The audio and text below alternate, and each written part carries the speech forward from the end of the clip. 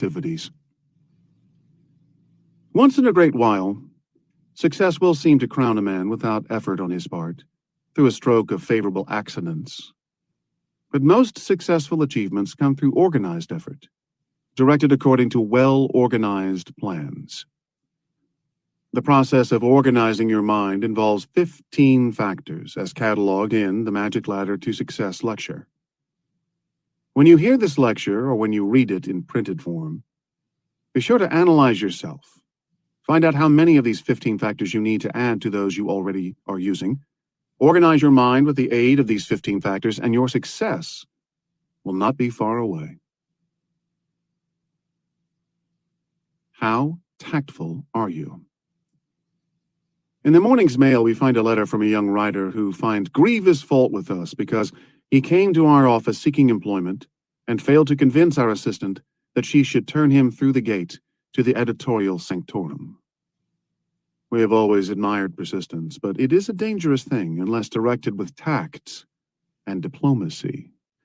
Usually, it is fatal to success if a salesman begins his efforts to sell by provoking an argument with the man to whom he wishes to sell. The letter that greets us from our aggrieved contemporary covers 2 pages of snappy and to some extent clever sentences, but the painful, inescapable fact is that the letter convinces us of the soundness of our assistant's judgment in refusing the impromptu engagement. No writer who dips his pen in vitriol would make a suitable contributor to this magazine. Unconsciously, this young writer has told us more about himself in his letter of protest than he could have told us in person had he been admitted, a fact which we mention for the purpose of showing how dangerous is the habit of giving way to anger. Thought is the first faculty of man.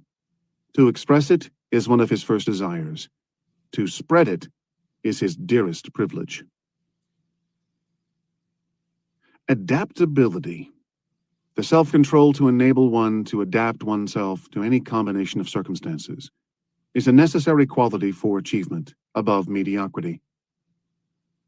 If you fail to get that which you go after, you will be fortunate if you charge that failure to your own lack of ability to plan or to your lack of powers of persuasion. You will be very unfortunate if, as our contemporary has done in the letter before us, you charge your failure to the man from whom you sought a favor or to whom you intended to make a sale. The editor of this magazine is much more interested in purchasing suitable material for its pages than the writer of such material is in securing employment.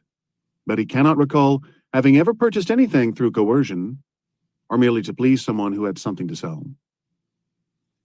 Tact, said an old-fashioned Southern man, is what most of us ain't got none of. No man ever became a successful salesman without tact, and no man ever got very far in worldly achievement without good salesmanship. The friend who wrote us the letter expressing his annoyance at having called once without getting the opportunity to see the editor may be a clever writer, and his letter indicates that he is. In fact, a bit too clever. But he is not a clever salesman, and unless he learns to market his product, he will need tons of paper and many garrets to hold his manuscripts, for his manuscripts will not sell themselves. Ditto as to other classes of personal services. We go through many long, lean, and sometimes cruel years in gathering, classifying, and coordinating facts and knowledge. In short, learning something. Then we must go through another period of years of salesmanship, trying to convince the world that we know something. Woe be unto the man who goes at this convincing task without the aid of tact and diplomacy. Many a man has spoiled the chance of a lifetime by telling too much truth at one time, or at the wrong time, or by expressing his own opinion too arrogantly or too freely. If we said that which we know to be the truth about the world in general, and some of our acquaintances in particular, this would no longer be a Golden Rule magazine, and we would be making enemies faster than we could fight them off. While we know there is much that is wrong in the world, we have elected to turn the spotlight on much that we know to be good. And this policy seems to have been a sound one, for we are growing rapidly and serving well. If you take notice of every event that does not please you, your roadway in life will not be smooth. The more you show your resentment, the more will people delight in giving you something to resent. It's a good plan to develop tactfulness. What is a leader worth? The sales manager of a new organization was employed on a basis that enables him to earn $50,000 a year.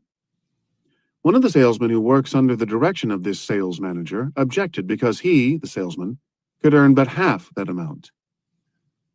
There always has been and always will be a demand, a top-notch pay, for the man who can direct others, and such a man can practically set his own salary. No one can stop him. As a matter of fact, it's difficult to stop a real leader of men in any reasonable task that he sets upon himself.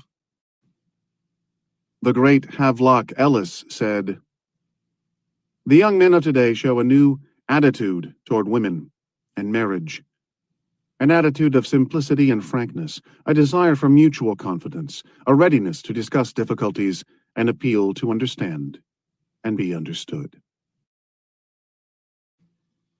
Carnegie made himself a multimillionaire by selecting men who had leadership ability and then setting no limits on their pay. Schwab made himself one of the most powerful figures in the steel industry by the aid of this same principle. Perhaps Mr. Schwab could have purchased the services of Eugene Grace, now president of Bethlehem Steel Company, for $50,000 or even $25,000 a year a few years back. But he preferred to give Mr. Grace all the responsibility he would assume and let him set his own income figures. He is a wise leader of men who understands that it is a poor policy to beat men down to the lowest figure possible when purchasing their services. A much better plan is to select men who have undeveloped capacity along a given line, and then place upon their shoulders sufficient responsibility and give them sufficient pay to bring out the best there is in them. $50,000 a year is none too much for the services of an efficient man who can intelligently and satisfactorily direct the efforts of 100 men or so, helping each of them earn from 5 to 10 times as much as he ever earned before or could earn under his own leadership. How can I sell my services? The biggest market in the world is the market of personal services. Practically everyone has personal services for sale. We are in receipt of a letter from a young lawyer who wants to know how he can build up a clientele without violating the ethics of his profession by direct advertising. This is an excerpt from our reply, which may interest you. I started out to be a lawyer some 14 years ago, therefore I know something of the predicament in which you find yourself. Now, if I were in your place, I would become an attractive public speaker, and I would do my work so well that the newspapers would be compelled to give notice of it. I would find out what subjects were closest to the hearts of the people, and I would prepare myself to talk authoritatively on those subjects. An able speaker always commands respect and attention. The newspapers cannot ignore him, even if they choose to do so, and the door of welcome is always open to him. This is one of the most effective ways for a professional man to place himself before the people, and if he avails himself of it with tact and skill, he will soon find people making a beaten path to his door. By all means, learn to stand upon your feet and speak in public. If there is anything back of what you say, you will soon find a demand for your services, no matter what may be your calling, greater than you can supply. Like attracts like. In the March issue of this magazine, we devoted our most prominent page to eulogizing Dr. Robert K. Williams, who we thought deserved all we said about him. Now Dr. Williams retaliates by not only eulogizing us, but he goes much further and actually renders us a service the value of which in dollars and cents we cannot yet estimate, but it is very great. Had we used that prominent front page for the purpose of pointing out some weak spot in Dr. Williams' makeup, he probably would have ignored us. But 99% of humanity would have come back at us in a spirit of retaliation. Dr. Williams came back at us too, but he retaliated in kind. As a rule, most men will do this. Slap a man in the face, And if he doesn't slap you back right then and there, he will do so in one way or another, the first opportunity. Speak a good word of a man, and sooner or later he will retaliate in kind. If you understand how the human mind works, you can get anyone to do practically anything that you have the right to ask him to do by first rendering that person some favor of an appropriate nature corresponding to the one you seek. We know an advertising man who earns $25,000 a year. He admits that most of his ideas and all of his inspiration come from a man who earns but $2,000 a year. Not to understand and apply this law of the mind is to deprive yourself of one of the greatest forces with which you could ally yourself. You can actually utilize to advantage the energy in the minds of those with whom you come in contact, providing you make the right move and make it first. Many a man goes through life with a sort of unseen but very much felt "kick me hard" sign hanging on his back, for the reason that he is unconsciously and perhaps unintentionally irritating other people and causing them to strike back at him. Fortunate is the man who has a few enemies, providing he has the intelligence to use their eyes and see himself as they see him. The eyesight of an enemy may be, and usually is, somewhat warped. But if you listen to what an enemy has to say about you, there is no doubt that you will learn something that will help you improve yourself. The law of retaliation is very real. The magazine you hold in your hands is a splendid example of what can be accomplished through the use of the law of retaliation when it is directed to constructive, helpful ends. Through these pages, we have said many nice things about many deserving people, and we have sent out nothing but positive, uplifting thoughts to inspire men and women to accomplish greater results from their efforts. All these people who have read what we have written have retaliated, generally by interesting others in subscribing for the magazine, until the bulk of our daily receipt of subscriptions comes unsolicited, without cost. It pays to say something good about folks, not alone in satisfaction, which is always in abundance, but in dollars as well. We thank you, Dr. Williams, for the service you have rendered us and those who read what we have to say about you. The servant is worthy of his hire. Since the organization of our lecture bureau, we have learned once more that the servant is worthy of his hire. The majority of our lecture staff is being drawn from two sources: the clergy and the schools and colleges. It's a well-known fact that neither the churches nor the schools pay their pastors and teachers enough to enable them to purchase all of the necessities of life, much less the luxuries. We have clergymen on our lecture staff who have served the church for more than a quarter of a century. Many of them have sons and daughters to be educated, yet their pay has not been adequate to enable them to give their children the advantages of the best schools. It is not surprising that a clergyman would want to direct his efforts into channels that would pay him enough to live on.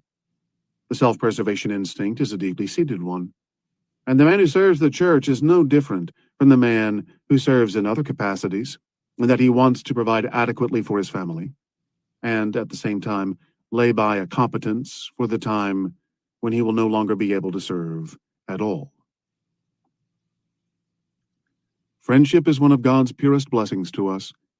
To divide one's heart into 10 or 12 portions is very easy, very sweet, and very amiable. George Sand.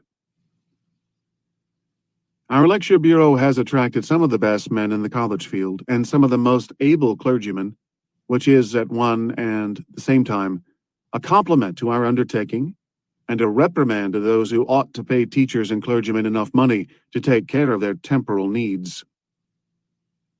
If your pastor should announce from his pulpit next Sunday morning that he has decided to leave the service of your church and ally himself with your lecture bureau, you should reprimand yourself and your fellow churchmen, and not your pastor, for he is perhaps moved by the desire to serve on a wider scale and at the same time provide more liberally for his family.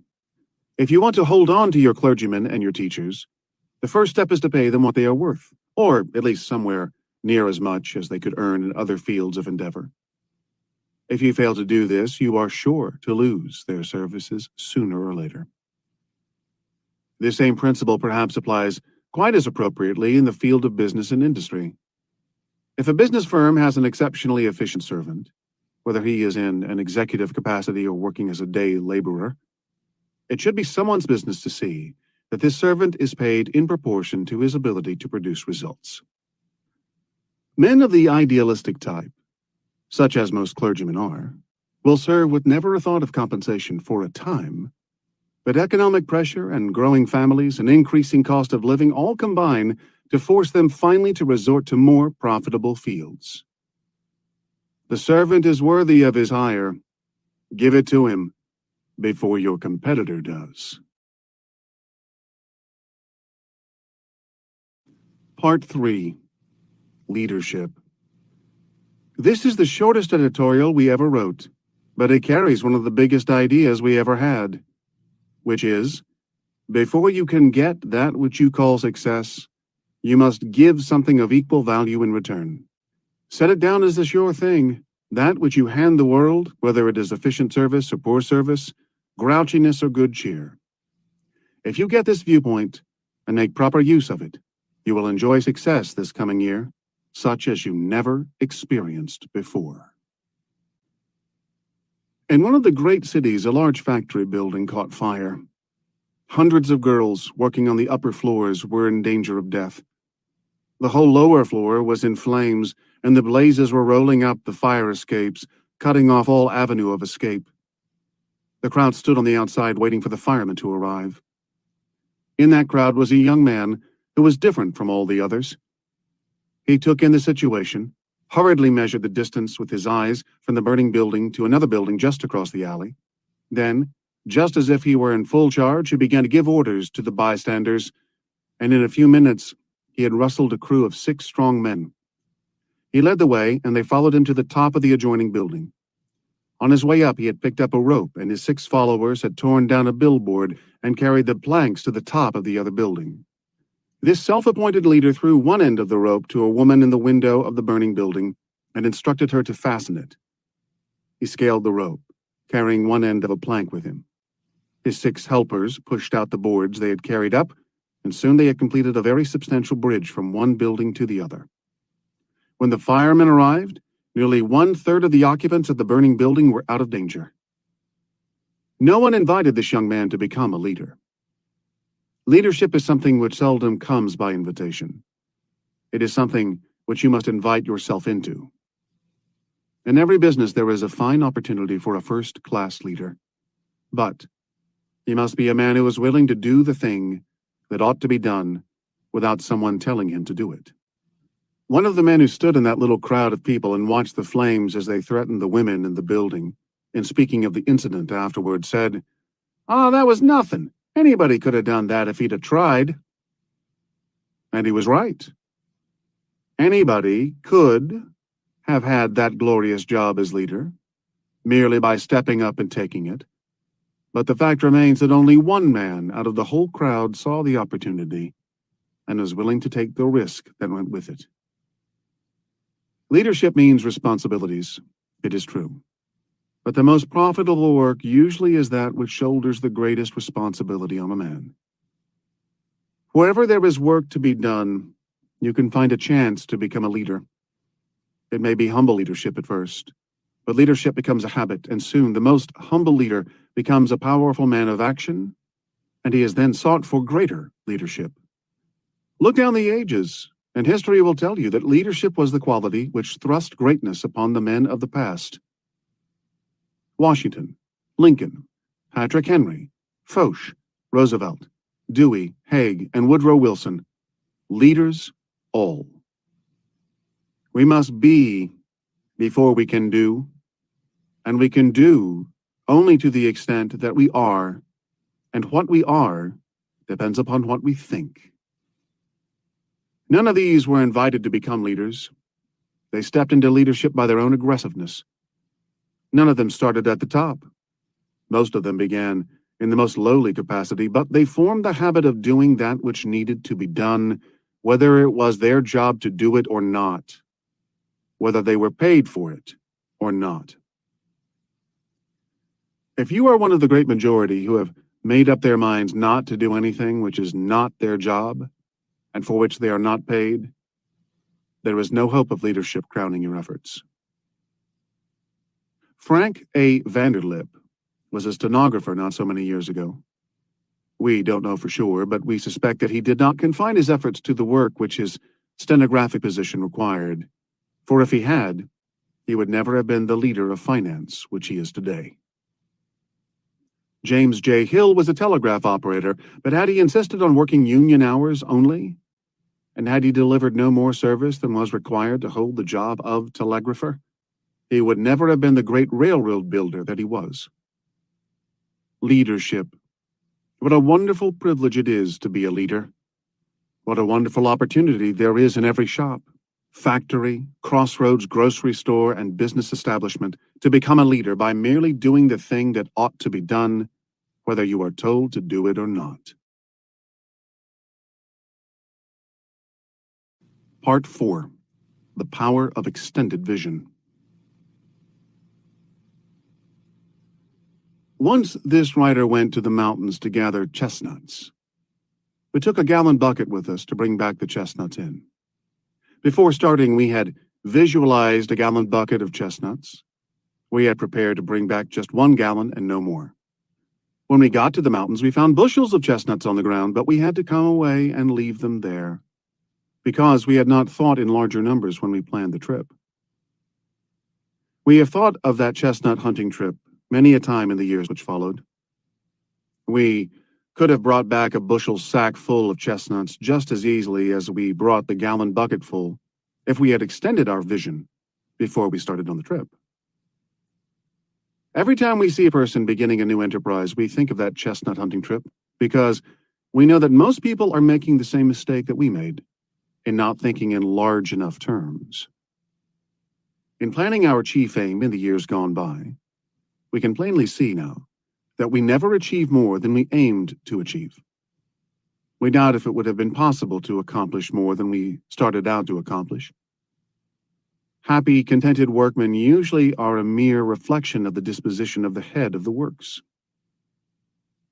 Now and then, an unusually ambitious person will take along more vessels when he starts chestnutting than will be needed, but generally the reverse is true. It is the same in planning a professional career, or building a business, or developing an education. You may accomplish less than that which you visualized in your plans, but you will never accomplish more. You will never sell more goods than you planned to sell. You will never become more famous in any profession than you plan to become. You will never stand higher in the estimation of your fellow men than you aim to stand. Therefore, it seems worthwhile to extend one's vision every now and then, so it will cover more territory. It is not probable, in beginning any business or profession, that you will see all the possibilities ahead of you when you first lay out your set of plans, but as time goes on, you will be able to extend your vision and make your aims cover more territory. This power of extended vision is something which you must cultivate. The power of extended vision is the only power on earth which will help a person to climb out of the rut of mediocrity in any walk of life. May the gods of fate help the person who lacks this power of extended vision, because he has not cultivated it or encouraged its growth and development. The man or woman who does not periodically extend his or her vision so that it covers more territory, takes in larger numbers, causes him or her to think in bigger terms, may be likened to a horse that has been broken and harnessed to do service as a heavy draft horse. One reason why such a horse never tries to break away from his unfortunate lot is his lack of extended vision. He accepts his fate with complacency, never once imagining that no man on earth could master him if he could think and plan how to throw off the harness. There are a number of people in this world, many millions, all told, we suspect, who are harnessed and hitched to mediocre, depressing, soul-crushing work which merely provides an existence for no other reason than the lack of extended vision. If this is true, or even approximately so, what an ugly indictment it is against our system of educated men and women. If the simple process of extending one's vision so as to cause one to aim at greater accomplishments is really of value, what a distressing pity it is that this fact is not brought out more clearly in every educational institution in the world. This writer may be laying too much stress upon this subject. He may be giving it too important a place among the list of qualities which one must possess in order to enjoy success in this world. But he has a mighty sound reason for his views on the subject. For 22 years, ever since we were thrown upon our own responsibility in the world, we have been watching with unusual interest those experiences which have done most to help us acquire the necessities of life. And we are forced to the conclusion that the ability to extend one's vision and expect more of oneself is not only a desirable quality, but a necessary one. You may never have heard of the incident which was directly responsible for our being able to get out of the dirty, unprofitable work of laborer in a coal mine. But if you have, you will be patient if we repeat it for the benefit of those who have not heard it. That incident took place some 22 years ago. No incident in our whole life has been of more lasting benefit to us than this one, because it gave us the starting point of this idea concerning the power of extended vision. We were sitting before the fire one night, after the hard day's work was over, talking of our splendid new job, which paid us $1 a day. We were proud of that job. $1 a day for a boy of our age was a lot of money. More, in fact, than we had ever seen before, that we could call our own. In our boyish enthusiasm and exuberance, we said something which impressed the old gentleman with whom we were talking. He reached over and took us firmly by the shoulder, gripped it so hard that we almost yelled with pain, looked us squarely in the eyes and said, "Why, you are a bright boy. If you'd go to school and get yourself an education, you'd make your mark in the world." That was the first time in our life that anyone had ever told us that we were bright, or that we could make our mark in the world. Up to that time, we had never thought in larger terms than $2.50 a day. We were receiving $1 a day for our labor, but aspired to receive the same amount as some of the older men were, our limit of extended vision at that time being $2.50 a day in wages, with never a thought of being anything except a coal mine laborer. That remark by that good old gentleman gave us a jolt. We paid no attention to it at first, but we began to think it over that night after we had retired. We retraced our experiences in our mind. We remember the bright luster in the old man's eyes as he made this remark.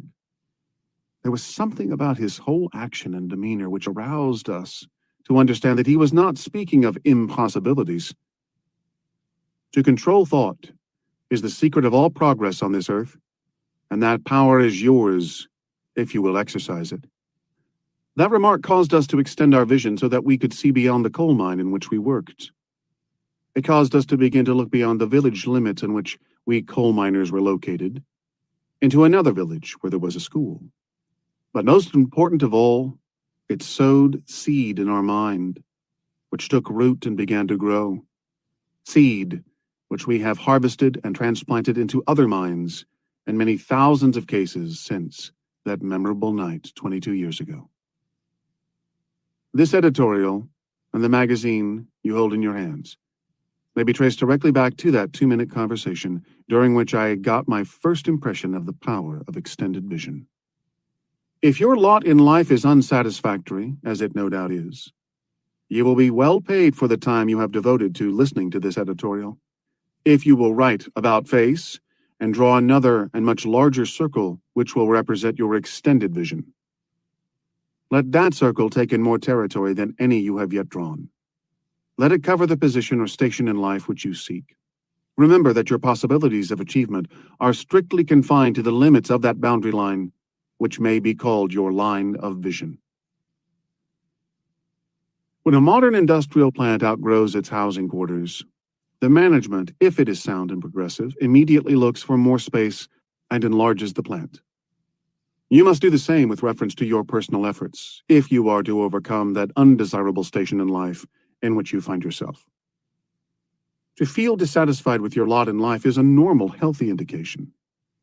But to remain where you are, with no attempt to enlarge your vision or plan ways and means of transplanting yourself into a larger field, is abnormal and indicates an unhealthy condition of mind.